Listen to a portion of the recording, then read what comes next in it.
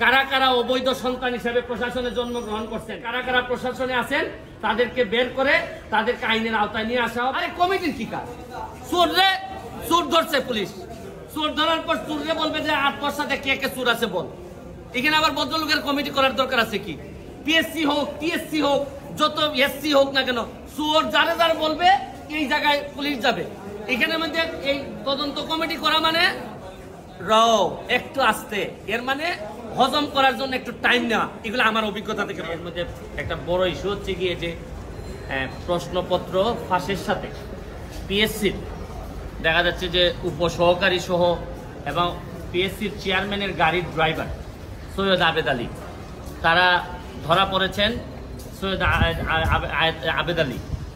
আবেদ আলী সাহেবের স্টেটমেন্ট আমি দেখলাম, দেখে উনি বলছেন যে এই প্রশ্নপত্র ফাঁসের যে টাকাটা ইনকাম করছেন এটা নাকি আল্লাহর রাস্তায় ব্যয় করছেন। মানে এর চেয়ে দুঃখজনক আর এর চেয়ে এরকম দেশ আমি পৃথিবীর কোথাও দেখি নাই যে ২ নম্বরের টাকা উনি সগৌরবে বলছেন যে এটা উনি আল্লাহর রাস্তায় খরচ করছেন। এটাও আমরা হয়তো ফান হিসাবে নিচ্ছি, কিন্তু আজকে যে কারণে আসছি আমার কাছে মনে হয়েছে যদি একজন সংসদ সদস্য হিসাবে আমার বলার সুযোগ ছিল, যদি পার্লামেন্ট থাকতো। পার্লামেন্ট যেহেতু নাই, এটা আমার বলার সুযোগ আপাতত আমি পার্লামেন্টে পাচ্ছি না। পার্লামেন্ট যখন হবে তখন হয়তো আমি এটা বলতে পারবো। এখন আমি একজন ব্যারিস্টার হিসাবে আমার বিভিন্ন আইনগত ব্যবস্থা নেওয়ার সুযোগ আমার আছে। এখানে পিএসসির চেয়ারম্যান সাহেবের ড্রাইভার উনি প্রশ্নপত্র ফাঁসের সাথে জড়িত, এর মধ্যে উপসহকারীও আছেন। তো উনি ড্রাইভার থাকাকালীন সময়ে পিএসসির চেয়ারম্যান অনেকেই ছিলেন। এখন প্রশ্ন হচ্ছে গিয়ে যে পিএসসির চেয়ারম্যানরা যারা যারা ছিলেন তারা এই দায় এড়াইতে পারেন কিনা, তারা এটার সাথে যুক্ত ছিলেন কিনা। এখন আমার ড্রাইভার আমার যদি ব্যবসাপাতি করে অথবা ড্রাইভারের মাধ্যমে ওনারা টাকা নিয়েছেন কিনা এটা ভালোভাবে দেখতে হবে। কারণ ড্রাইভারে ধরার পর যদি এটা ধামাচাপা পড়ে যায়, আরে ড্রাইভার করছে এটা বুঝেন না, হয় অনেক সময় এইগুলা বলে কিন্তু চাপা দেওয়ার একটা প্রক্রিয়া থাকতে পারে। এইটা আমার মনে হয়েছে যে এটা সরকারের দেখতে হবে।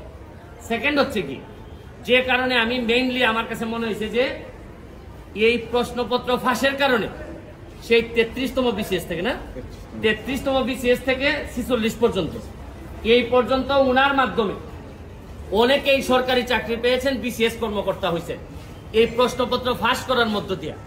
তাইলে উনি যেহেতু ধরা পড়েছেন, তাইলে এখন যারা তদন্ত করতেছেন তাদের মেইন কাজ হবে এই প্রশ্নপত্র ফাঁসের মধ্য দিয়া এই চোরগুলা যারা প্রশাসনের বিভিন্ন জায়গায় বিসিএস কর্মকর্তা বা বিভিন্ন হিসাবে বসে আছে তাদেরকে তড়িৎ তাদের নাম সবার সামনে নিয়ে আসতে হবে এবং এদের বিরুদ্ধে ব্যবস্থা গ্রহণ করতে হবে। আমিও তো বলি মাঝে মধ্যে অনেক সরকারি কর্মকর্তা, ইভেন ডিসি ধরেন অনেক বড় বড় কর্মকর্তা, এদের কথাবার্তা আমার শুনলে মনে হয় যে আরে এত ইনকম্পিটেন্ট একটা লোক ডিসি হয় কিভাবে, একটা ইনকম্পিটেন্ট একটা লোক ইয়নো হয় কিভাবে। আমি যখন দেখি তখন আমার হিসাব মিলে না। এখন আইসা ওই সৈয়দ আবেদ আলীর মাধ্যমে আমার কিছু হিসাব মিলতেছে। তাইলে এই চোরগুলা ওই বিভিন্ন ভাবে ছড়াই পড়ছে। শুনেন, যুদ্ধাপরাধী মানবতা বিরোধী অপরাধীরা যে যে জায়গায় থাকে আমরা খুঁজে বের করি, এদেরকে দায়িত্ব দেই না। এদের সেই এই চোরগুলা কি কোনো অংশে কম? এরা সারা জীবন দেশটারে লুটতে খাবে। আরে এই আবেদ আলী তো চলে যাচ্ছে, আবেদ আলীর তো আর কোনো অসুবিধা নাই, যা বানানোর বানাই ফেলছে।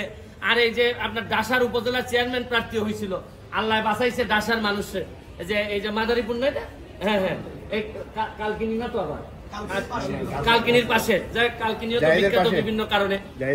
এই ডাসার উপজেলার মানুষ বাচ্চা যে তার মনে পাস করে না সে নির্বাচন করতে চাচ্ছিল, নির্বাচন হয় নাই। তো যাই কার কাছে যে মেকানিজম ছিল তাতে আল্লাহ মাহবুব জানে হয়তো নির্বাচন হলে পাশও করে যেত। তো এখন হচ্ছে কি আমার মেইন, নাইলে যদি এর ভিতরে আমি ব্যবস্থা না দেখি আমি হাইকোর্টের শরণাপন্ন হব।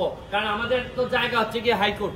যদি এই ব্যাপারে ব্যবস্থা গ্রহণ না করা হয়, কার কার আমলে এই ড্রাইভার সাহেব ছিলেন, পিএসসির চেয়ারম্যান, তাদের এইটার দায় দায়িত্ব আছে কিনা, তারা এটার সাথে জড়িত কিনা। এরপর হচ্ছে গিয়ে এই প্রশ্নপত্র ফাঁসের ঘটনায় কারা কারা অবৈধ সন্তান হিসেবে প্রশাসনে জন্মগ্রহণ করছেন এবং জন্মগ্রহণ করে এখন বিভিন্ন ভাবে দলীয় তকমা লাগাইয়া ভালো ভালো অবস্থানে আছেন, এইটা আনতে হবে।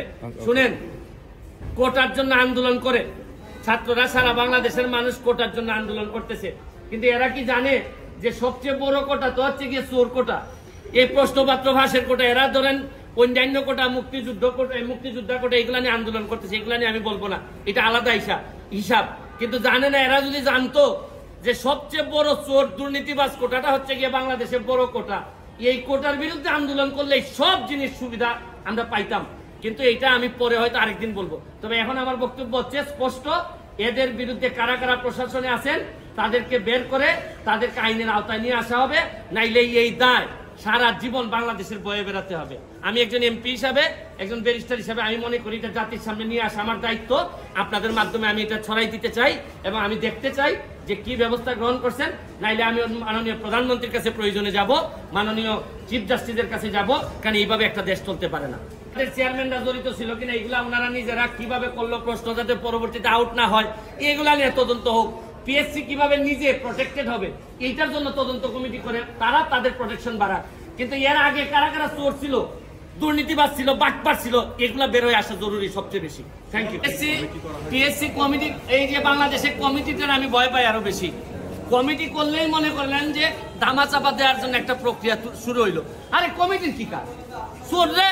চোর ধরছে পুলিশ, চোর ধরার পর চোররে বলবে যে ৮ বর্ষাতে কে কে চোর আছে বল। এখানে আবার ভদ্রলোকের কমিটি করার দরকার আছে কি?